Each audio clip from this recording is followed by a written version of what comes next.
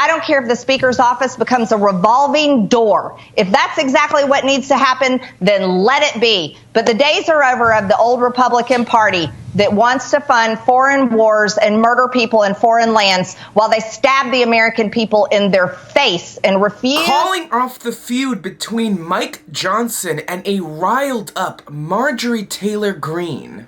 Donald Trump is hard-pressed to answer to this next clip, and how MTG plans to impeach the incumbent Republican House Speaker. We're getting along very well with the Speaker, and I get along very well with Marjorie.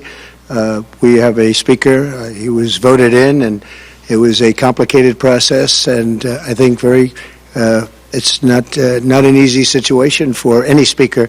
I think he's doing a very good job. He's doing about as good as you're going to do, and I'm sure that Marjorie understands that. She's a very good friend of mine, and I know she has a lot of respect for the Speaker.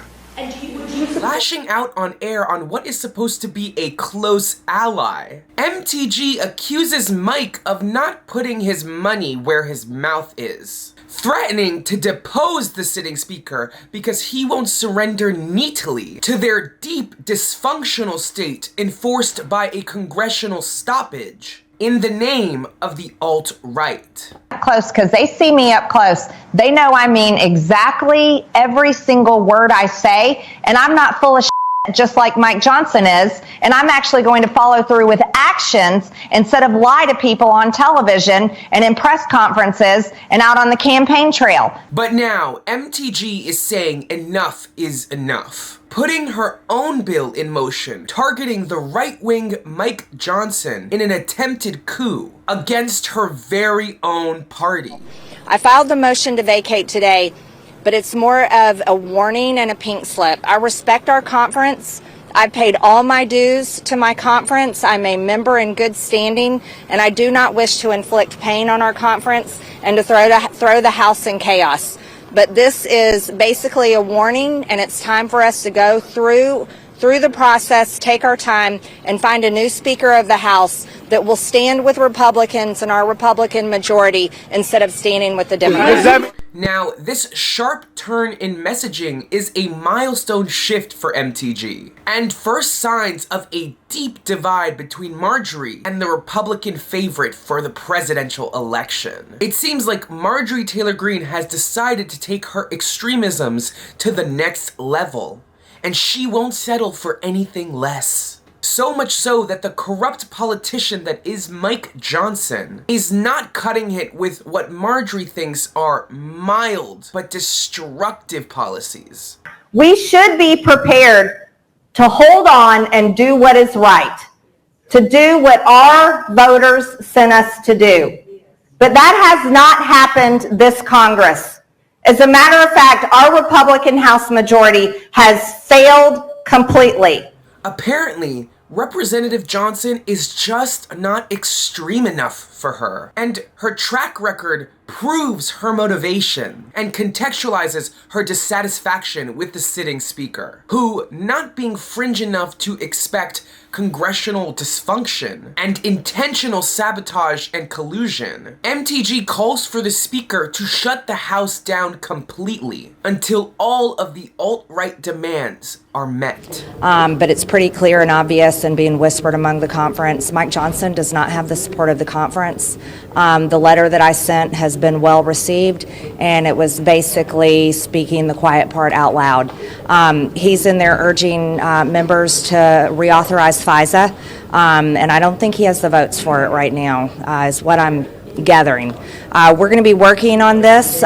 We do not believe in warrantless spying on the American people, but Mike Johnson doesn't have the trust of the conference, and that's become very clear. These attacks were mild at first, but things have gotten so out of hand that even Donald Trump himself has had to step in. But as the ringleader of the extremist circus that is the MAGA circle, Marjorie Taylor Greene continues to stoke divisions among her own party and its supposed allies, all in an attempt to edge the House further and further to the right. The exposed underbelly of the Republican Party has pickled alongside its integrity. And what were once aligned but distinct constituencies within the party's makeup have now morphed into an amorphous and incorrigible MAGA bunch. But thanks to the petty rivalry and strawman alliances of the right, their faulty coalitions are falling apart on national television, and the cracks in the foundations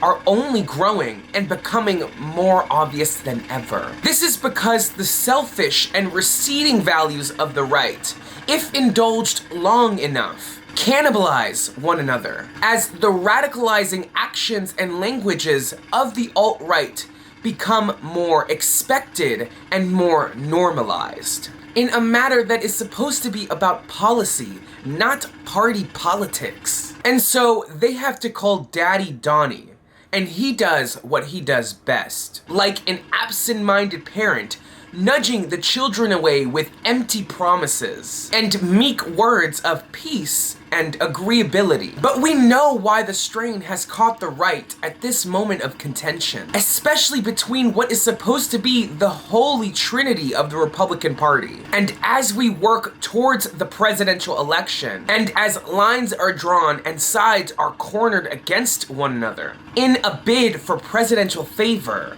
one thing is certain: Republicans are on the losing end of this battle. MTG will make sure of that. This is Adrian Costa with Rebel HQ. Make sure to like, comment, and subscribe, and check back for more videos. See you guys soon.